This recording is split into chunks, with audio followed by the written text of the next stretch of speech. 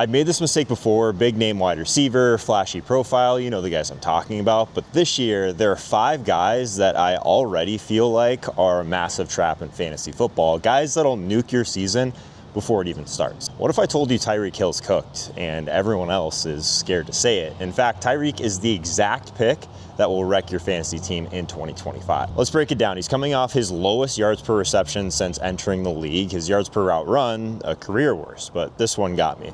Tyreek had just 3 receptions of 30-plus yards all season. And here's what people are missing. Even with a 26% target share, which is a top 15 level, obviously, the production faded. From weeks 8 to 16, Tyreek averaged just 12.1 fantasy points per game. That's wide receiver 2 production, but you're paying a top 15 price at the 306. It's a trap, but I get it. People want to blame the wrist injury. They want to say that he wasn't 100%, but the numbers tell the truth. Hill's average depth of target dropped, and his yards after catch dried up as well. He wasn't breaking tackles, he wasn't slipping through angles, and when Tua faced pressure, Hill disappeared. Against top 10 pressure defenses last year, he averaged just 7 points per game in those matchups or worse. You're drafting Hill because of that 40-point ceiling, but the ceiling showed up just once last year. The rest, pretty quiet. So here's the part that should really worry you. Miami didn't add another major weapon, so the defenses are keying in. Hill's seeing doubles, safeties over the top, and the numbers prove it. 3 catches of 30-plus yards. That's not cheetah. That's a wide receiver that's fading in front of our eyes. He's 31, guys. The traits that made him special, that breakaway speed, the after the catch electricity, they're just not popping the same way anymore. People draft Tyreek like he's still that one-player cheat code for your team, but that version of Tyreek, it's already slipping away. The efficiency's failing. The ceiling games are becoming less and less frequent. And when Tua struggles, Tyreek struggles. It's all right there. You just have to stop looking at the name and look at the facts. You're paying wide receiver 1 prices for wide receiver 2 reliability with that wide receiver 3 downside risk. That's not how you win. So what's the move? You let someone else take the bait in the 3rd round. You pivot to a cleaner, younger wide receiver at that price point. And you don't draft nostalgia. You draft the player, and Hill's no longer the player you think he is. Let him burn someone else's season, not yours. All right, that's your first big name trap, but there's another one coming up next that people are convincing themselves to get back in on. I used to draft names like this without thinking, but when Aaron Rodgers and Arthur Smith are a part of the equation, you're not getting the DK Metcalf you remember. He's going to be a weekly headache in fantasy. Let's break this down. Metcalf's going inside the top 20 wide receivers. You're actually paying for safe wide receiver 2 production, but what you're actually getting is volatility disguised as reliability at that price tag. This is Aaron Rodgers, the guy who demands precision, timing, trust, and what's Metcalf? He's one of the least precise route runners in the NFL. It's a little bit of a mismatch in play style and experiences and how this offense wants to work. That's not a wide receiver 2 foundation. That's a giant landmine. And when you add in Arthur Smith, run heavy, play action, timing-based progressions, that's what he builds to. That's really what he sticks to. This just isn't a system designed to feature Metcalf's traits and his strengths. It's actually a system that minimizes them, if we're being completely honest. Rodgers is going to be running play action concepts and waiting for DK to be in the right place at the right time, but DK's game, it's raw, it's athletic, it's the win on talent and size, and that's not what Rodgers wants. That's not what Arthur Smith typically tries to build around. And here's where the real risk is hiding. It's hard to imagine a 17-game season when there's no sideline or post-game blow-up between Rodgers and his top pass catcher. Like, not just Metcalf, like just in general. So that's a chemistry risk, like that's also baked in to Metcalf's ADP. You're drafting a receiver Rodgers is probably going to get frustrated with, and a system that doesn't highlight his strengths. And you're hoping that somehow this combo of friction and scheme gives you that wide receiver 2 production. That's wishful thinking. Rodgers himself hasn't been a productive fantasy asset for years, and if the quarterback's not producing, how is Metcalf going to carry this type of ADP? People think DK is a safe wide receiver 2, but safe is not the word I would use here. You're paying for reliability, but you're drafting volatility. It's a system mismatch, it's a chemistry risk, there's no clear path to consistent volume, and Rodgers' struggles will pull Metcalf's ceiling down with him.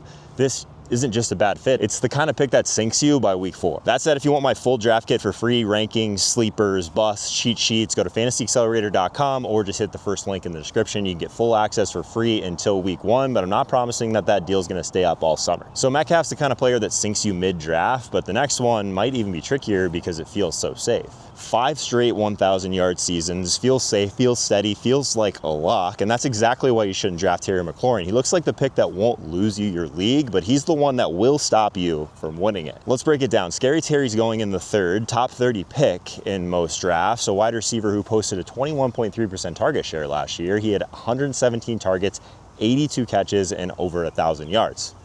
Pretty solid, but where's the ceiling? You're paying a wide receiver 2 price, but what you're getting is wide receiver 3 volume with wide receiver 4 spike potential. And you're passing on true ceiling plays to do it. And here's what people are missing. The 1,000 yards, McLaurin got there on volume that isn't repeatable in the setup because Deebo Samuel's here now, another target hog, another guy who's going to manufacture touches and red zone looks along the way. McLaurin's TD spike last year, it wasn't real. He scored 5.8 touchdowns more than expected. That's more than any wide receiver. That's coming down.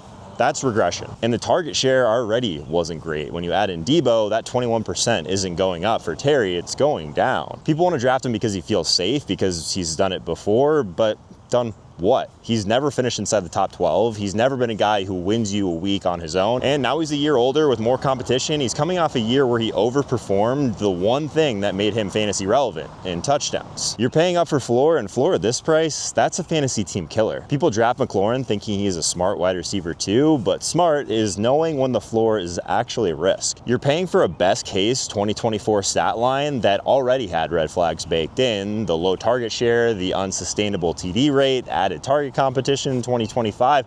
That's not a wide receiver 2. That's a wide receiver 3 profile at a wide receiver 2 cost. And the worst part is you won't see it until you're 4 weeks in and you're wondering why your team's 1-3. So what's the move? You pass and you let someone else take the name. You draft a player who actually has a path to volume, to TDs that aren't luck driven but system driven, and to spike weeks that can actually win you matchups. Don't pay a wide receiver 2 price for a wide receiver 3 output. It's pretty simple. McLaurin's not the safe pick that you think he is. He's the one that locks you out of a true ceiling. But if you think Scary Terry is going to lock you out of upside, wait until you see the next trap that's basically gets built around nostalgia. What if I told you that drafting Cooper Kupp in the 8th isn't a steal? It's a complete setup, and no one wants to admit it. This is how it always happens. One year you win leagues with them, the next you're caught chasing a name that's cost you your season.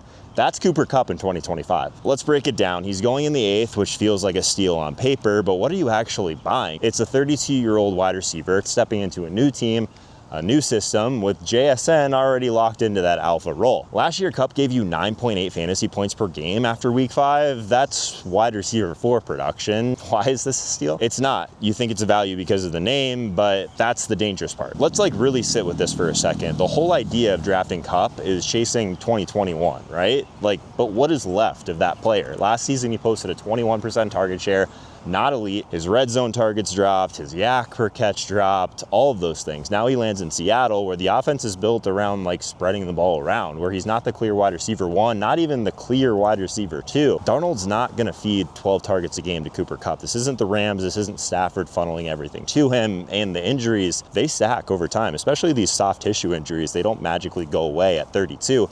They linger. They steal your explosiveness, and when your game is precision, it's timing, it's yards after the catch, that matters. Kupp's not just battling age, he's battling opportunity, and that's a fight that you don't want at this point. So in your draft, people are looking at Kupp like a steal, but the steal is passing on him, letting someone else chase what's not there because the role's not there, the volume's not there, and the health is hanging on by a thread. You're not drafting 2021 Kupp at the 806, you're drafting 2024 Kupp, and that version is not winning you anything. So what's the move? You let someone else draft the nostalgia pick, you click a name that actually has a path to a breakout, not one built on what used to be.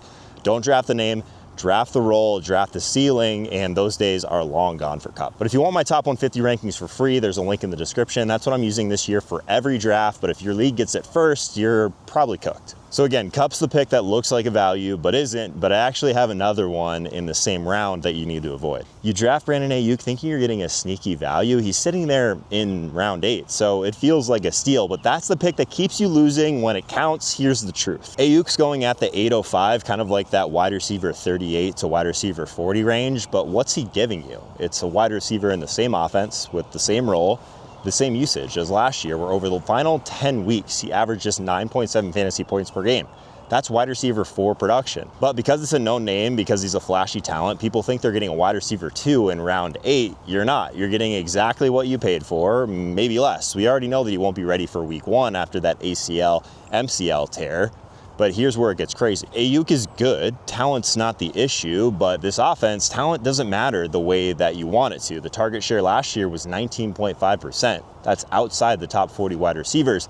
That's not changing. CMC's still there. Jennings is still there. Kittle is still there. Debo's out the door, but there's still so much talent on this offense. It's an offense that always spreads the ball around. They feed the hot hand. They like to live off of efficiency, not volume. And Aiyuk, his spike weeks came from maximum efficiency. Top 5 in yards after the catch per target. We like that, but efficiency isn't sticky like volume is, especially coming off of a major injury. You can't bank on it repeating, not when volume's not locked in. It's under a 20% target share. People click them because they see the name at the 805 and they think upside, but where's the path? Where is this new role? Because the extra targets, I'm not sure exactly where they're gonna be coming from. You're not getting a discount, you're getting what you paid for. It's a wide receiver 3 profile and a wide receiver 4 production territory. So draft someone else in the 8th. You need a player at this range of your draft that actually has a ceiling, someone that has a path to more volume. That's how you're gonna win matchups. Aiyuk's not a steal. Be better.